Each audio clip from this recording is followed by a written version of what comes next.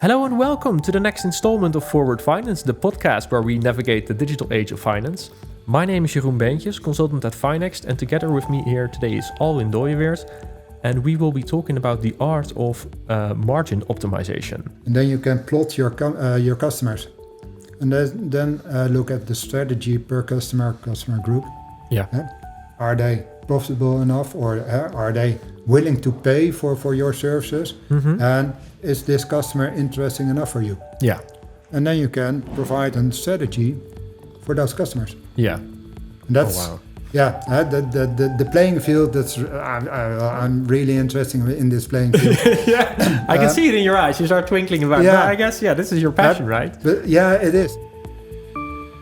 All right. So, Alwin, can you please give us a short introduction about yourself and what you do in day-to-day business?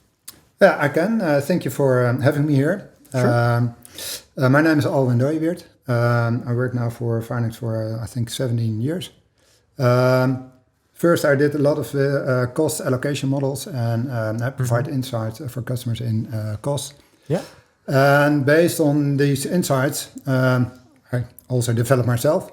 Yeah. And I thought, we can do more with the insights. And I looked in the theory and what business managers are looking for. And I thought, the aim is to optimize your margin. Yeah. And cost is part of the margin, but also the pricing part is part of the margin. So we developed a proposition where we also look at the pricing part. So you can change pricing strategies based on cost insights, and then you have influence on your margin. And that's what we are advising our customers at the moment.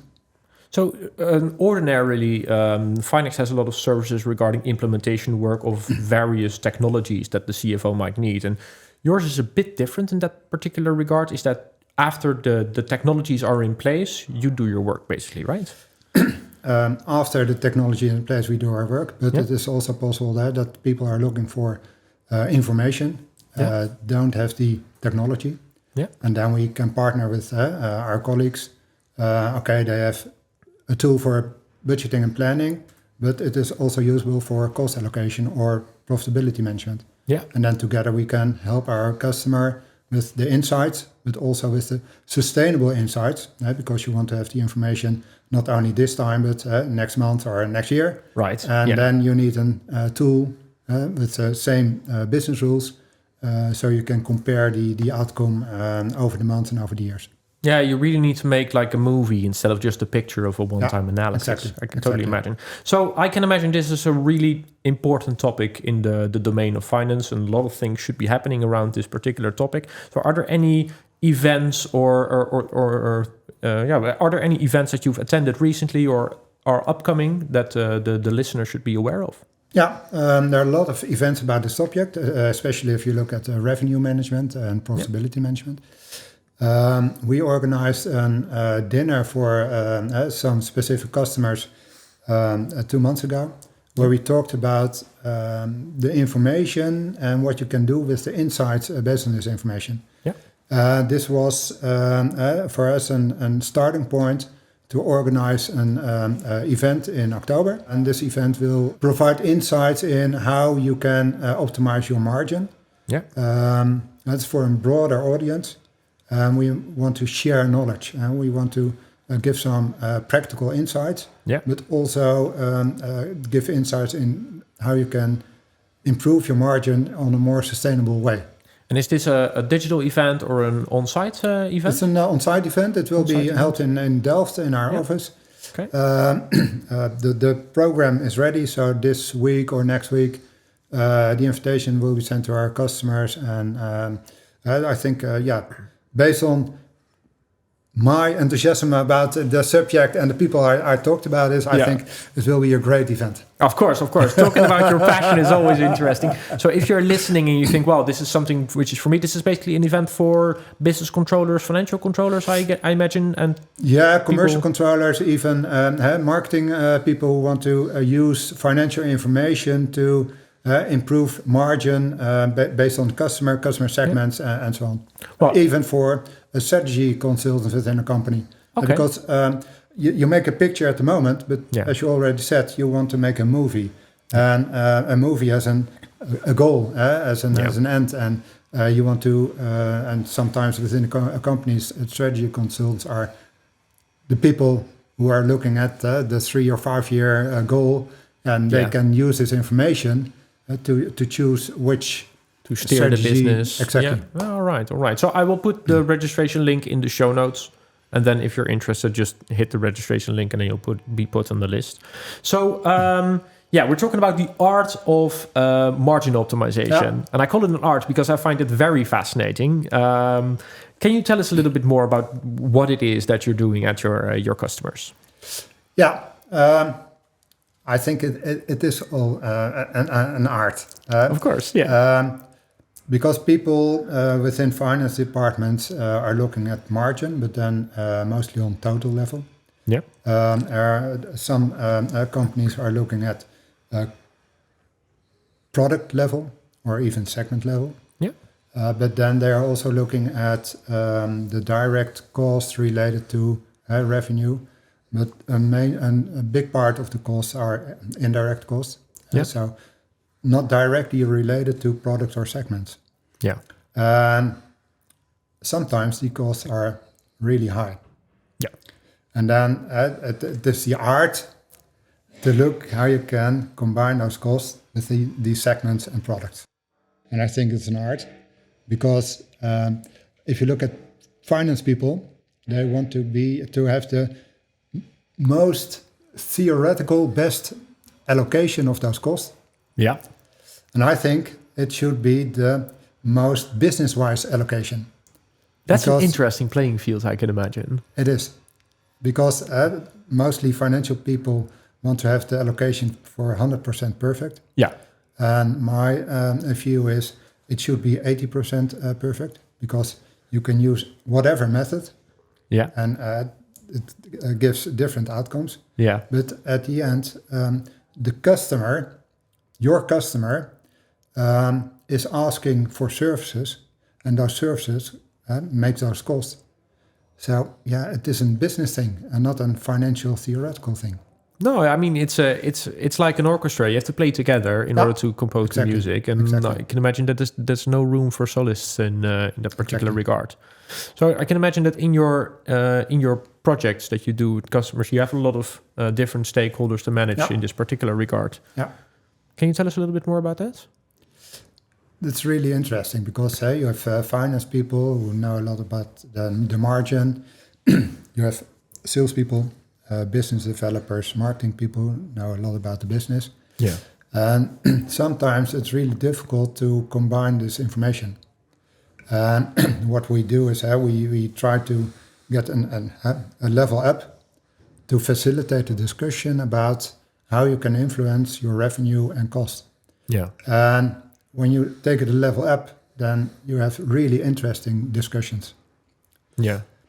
Then you go out of the building, and then you know that at the coffee machine or at the lunch, people are going back to their own level and then saying, it was interesting, but if you look at the figures, we shouldn't do that. Or if you look at sales people, those finance people don't provide the right information. Yeah. So it's also about communication. Yeah. And that's the interesting part. How can you provide information, financial information, so salespeople, marketing people can make use of it to make the right decision to facilitate the right customer? Yeah. Because I know that from one of the anecdotes that I've heard from you earlier is that sometimes not necessarily the largest customer is like the most profitable customer, right? So exactly. what are like things that you see in the business happening? Look at a large customer, you think, that's really interesting. Looking at revenue, it's really large. Mm-hmm. But a large customer will also ask a lot of questions. Yeah.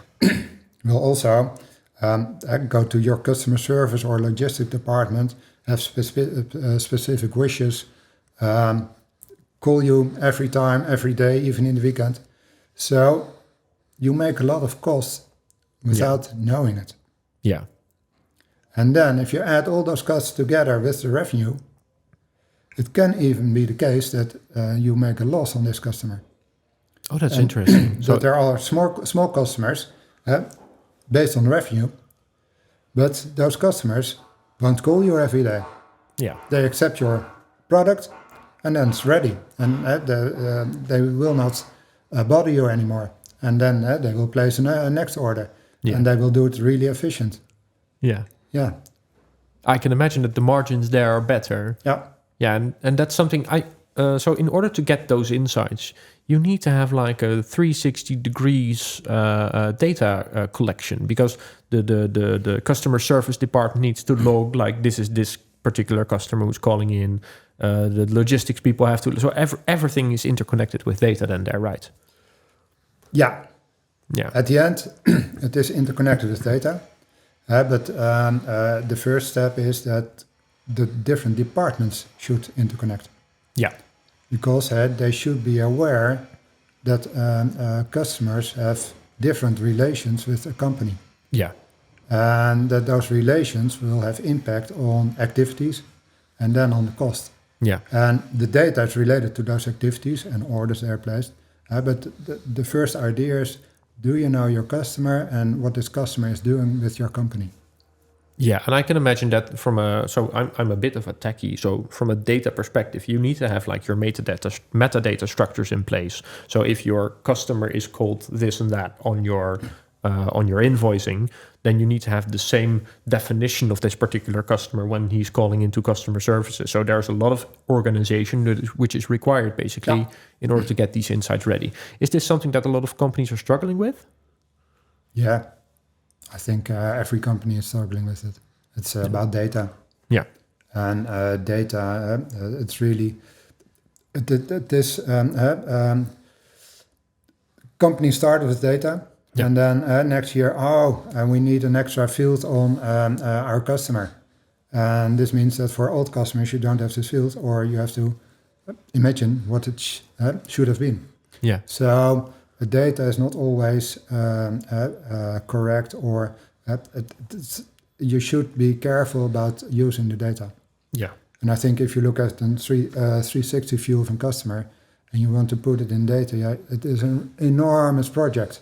yeah, And for that reason, we also say, use information that's available, be pragmatic.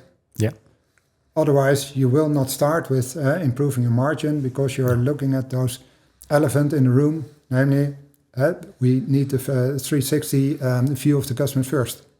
yeah. And that's too much of that's too big of a job, basically, is what you're saying. Yeah. Right. So if I were to summarize this particular point, what how would you summarize it actually? Be pragmatic. Right. Use information that's available, or use your common knowledge, because everyone knows what's happening in a company. Yeah. And if you have a discussion with each other about, okay, how can we deal with this activity and for the data, you can have a starting point. Yeah. And it's about the starting point, because we make a picture at this moment, but we want to have this movie. Yeah. Right. And then you can make every time an improvement, the next step, and then you are improving, and then you can influence your margin. Right. So it is wise to start with a picture, basically, because you have to start somewhere, Yeah. right? And then you have to keep in mind that this particular process should be repeatable, should be accurate. Exactly. And then you can start working towards this movie. Yeah. Okay. So, and if somebody who's listening in right now were to think, okay, I want to start on this journey of creating the art, which is margin optimization, what would be the first step to work on? Well, first step, let's have a good conversation about what your issue or question is, Yeah. because there's find a question behind the question. Yeah. But we also have a structured approach for our customers. Yeah. And that's how we started with a quick scan. Yeah. Based on some data, financial data, we can show which improvement is possible regarding indirect costs and cost related to customers. And then we can make an approach how to improve some of those elements. Yeah. The second step can be that we do a benchmark. Yeah. Because you are not aware of which costs are relevant or not. Then we have benchmark information available to show which possibilities are in place for your specific organization. You've been doing this for 17 and a half years, you already mentioned. So you must have some experience, of course, in the business. So I can imagine there's a treasure of wealth in your head and in your data there. So I can imagine that's something that new customers can definitely learn from when they start using this. Yeah, exactly. Right.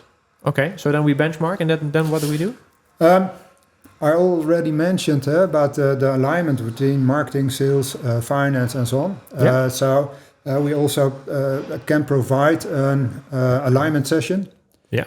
Because I think it's really important that not only the financial knows about these items, but also the marketing and salespeople. Yeah. We conducted a survey on LinkedIn and with our customers. Yeah. And we noticed that, for instance, salespeople and marketing people are looking at customer lifetime value. Yeah. Financial people look at margin. Yeah. Well, if you can combine those two, then what information do you have in your hands? It is really amazing, because you can then, on customer level, look what is the value we think from marketing and sales perspective is available. Yeah. Or do we think that's available? Yeah. And what impact can it have on the margin? So basically you're saying that the margin develops according to a certain pattern when you have this customer life cycle. Yeah. And this is something, I heard this for the first time, because we have for the first time this in-depth conversation, which I'm very thankful for, of course. I can already imagine like the implications of this. So you have to track like, where are we with this particular customer on this journey?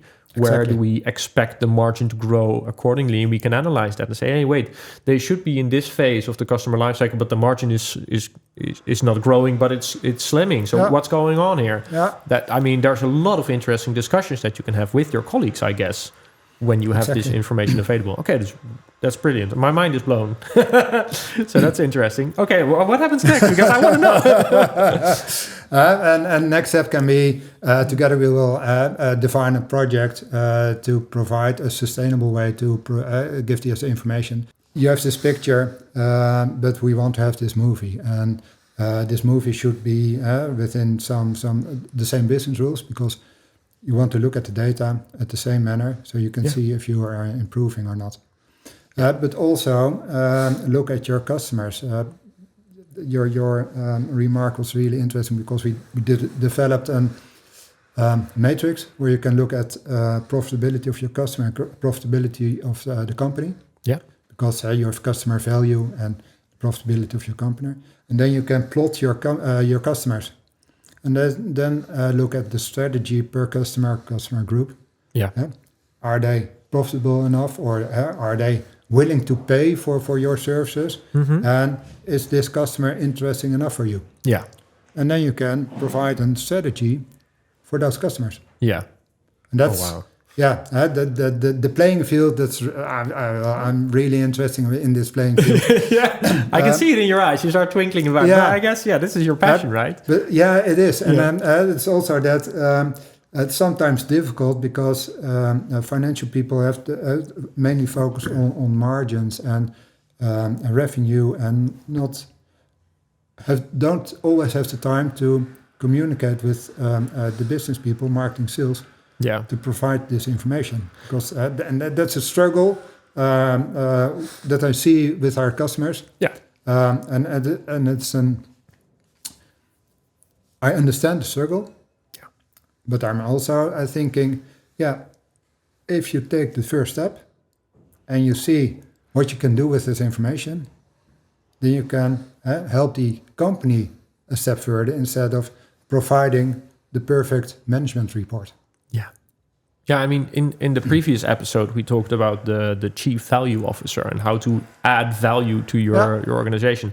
I think that, so I have a question in mind, but I think you can answer it. So the key stakeholder in order to get this ball rolling should be the chief value officer, right? Yeah. This is like the person that should be starting with this. That's what you also see in your day-to-day business. I think you should have a person that can relate what customers are asking. Mm-hmm. And what you as a company can provide along the whole value chain. Yeah. And then if you know what your customer is asking and what you can provide, you can see, well, it's a complete match, or there's a mismatch, and you can then look at those mismatches. And then you, based on the information that is available within a company, you can look at margin gains or margin drains, and then you can take action on it. Right. Yeah. So when I first heard about this optimization thing, I thought, okay, then we're going into like a sequence where we cut costs on our employees and make customer service as little as possible and annoy your customers when I'm in a call, like 30 minutes waiting until I get help. But it's not about that. It's about creating value and optimizing the margin in like more a positive way, I guess. Yeah. Wow. Okay. This is. I've seen a lot of companies, and I've been in companies when there's a struggle within the cost. They're saying, "Okay, we cut cost." Yeah. In my opinion, you are too late. Right. Because you didn't use the information up front. Okay, what's happening with the product? What's happening with the margin? Okay, we see a decline in margin. What's happening? Do we do still the right activities or not? Yeah. And then if you don't use this information, you have suddenly the thing, oh, now we are having a loss. Oh, we have to cut this department or cut those activities. Yeah. Instead of looking, okay, we have this available. What can we do with those resources? Can we do more with cross-selling or upselling? Or can we look for other companies in other markets? Yeah. Because we have the capabilities and the people, and we know what we are providing. Yeah. So, yeah, I'm looking at the positive angle of... Yeah, exactly. And as long as you have the people, there's room for additional activities in order to optimize this. And when you've already cut them, then people will be under stress and have to do more than they actually signed up for. So they will not be likely to start working on these kinds of projects. So it's basically like a vicious cycle, which you should avoid. Exactly. I have an interesting example. We did one of our customers has a lot of real estate. Yeah. And this real estate is based on their peak productivity. And that's in December. Yeah. But the rest of the year, the real estate is empty. Okay. So we had a discussion about this at this dinner I talked about. Yeah. And then we said, okay, maybe you can use portable padel courts and put it in your real estate. Because then you can really hype or is padel. People want to pay for it. There are not enough courts. So you can put these courts in those real estate environments, and then you can earn extra money. Yeah, then you have something to do from January until November. Exactly. That's smart. And that is what I'm trying to do with our customers. I think about a more creative way about using your resources. Yeah. And you can also say, okay, we have this real estate and we organize each weekend a party. Yeah. We have parking places, a lot of room. Well, why not? Sounds like a lot of fun. So I'm signing up here.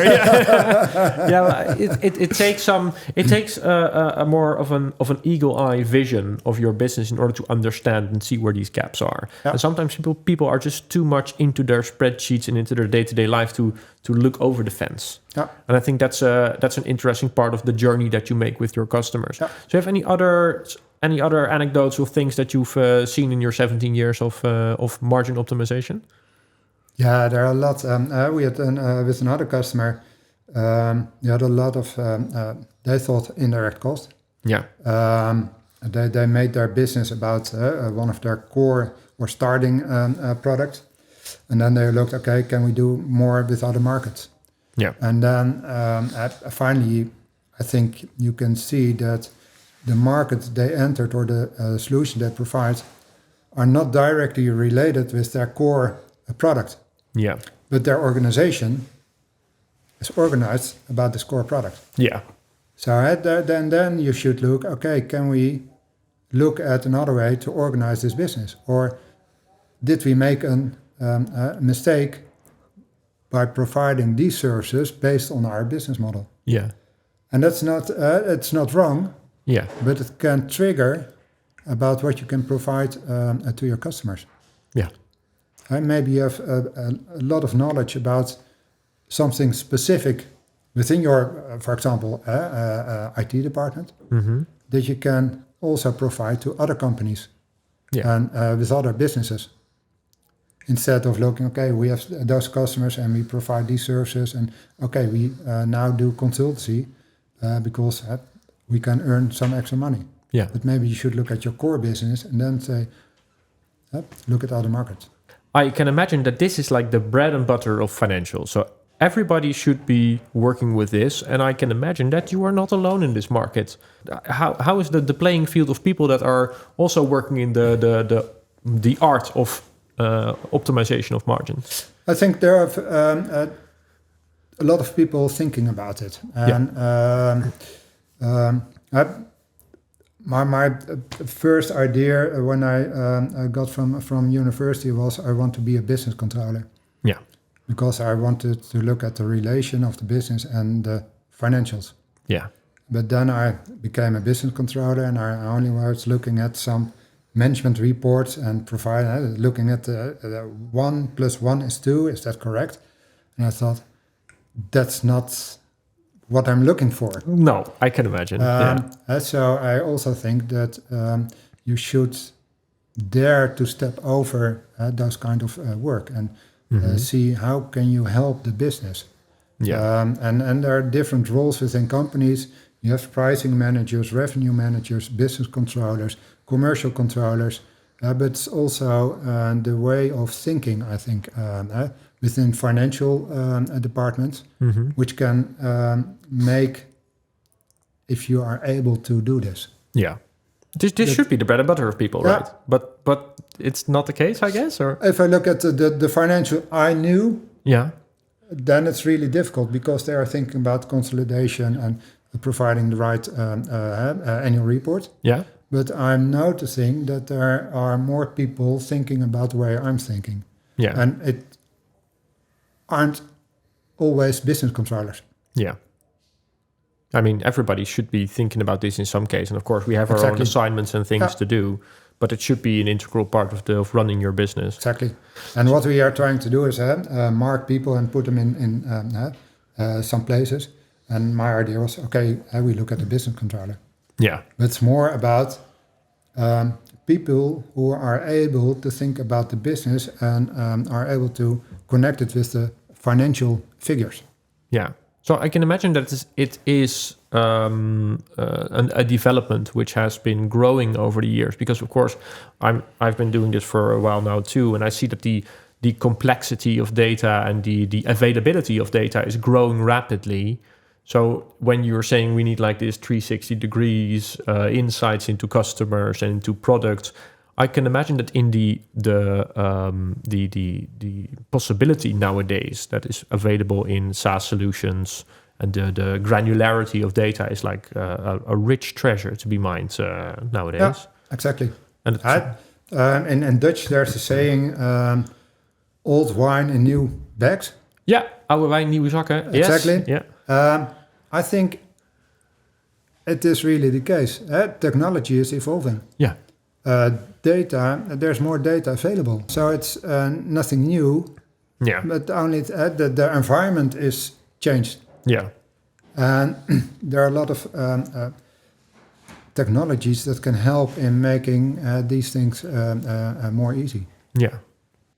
Right. Yeah. I mean, we should have data-supported decisions, and in order to get there, we should work together on this particular regard.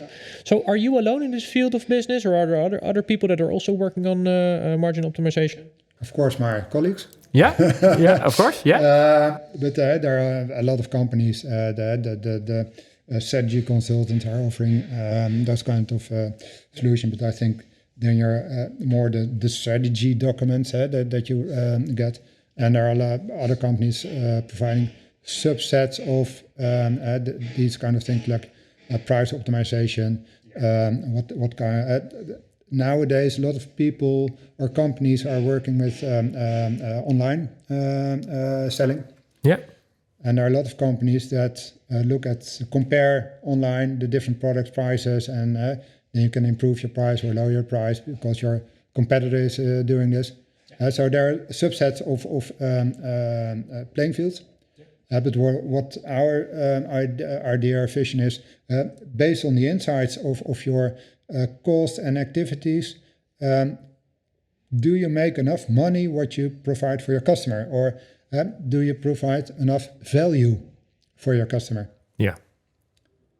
And that's what I'm trying to communicate and try other people to convince. That's the customer of the company, he or she is willing to pay for your services, and you should also offer what you are providing.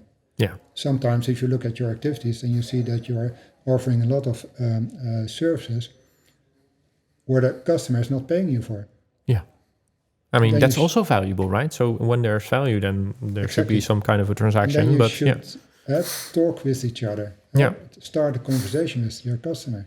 Yeah. Because if you keep doing this, then the margin will decline, and then and then suddenly you will be faced with tough choices that you want to avoid in the first place. Exactly. All right. There's I think we can go on for hours in this particular case because I find it very interesting. I want to know all the details of the things that you've done at your other customers, but I think we have to manage the time as well a little bit. So, are there any final takeaways that you want to share with the audience before we wrap it up? Yeah, don't be afraid to look at on customer level at your financials. People are saying, it's not the right timing. We are looking at our budget and provide a budget on this level. But then you are doing a systematic thing, because budgeting is something to provide the system, to get data, and then look at how can you steer our business. Yeah. But your customer, that's a really important person because he is paying for your work. Right. Yeah. So try to take this extra step, how you can provide value to your customer. And if this value matches the things you're doing within your company. Yeah. And I think try to think about this way. That's the first step. Well, that's something that the listeners can already do at home, I guess, or at the office after they hear the podcast. But yeah, thank you so much, Alwin. I've had a lot of fun. I've learned a lot. So I hope you guys did as well. If there are any questions that you have for Alwin, you can mail us at podcast@finex.com. Also, if you're interested in a career in this particular field of business or wherever in the field of finance, also feel free to send us a message and we might get you hooked up with somebody in our network. With that, I want to thank you, Alwin, for your attendance today. Thank you, Jeroen. And thank you for listening in, and we'll see you again in the next episode.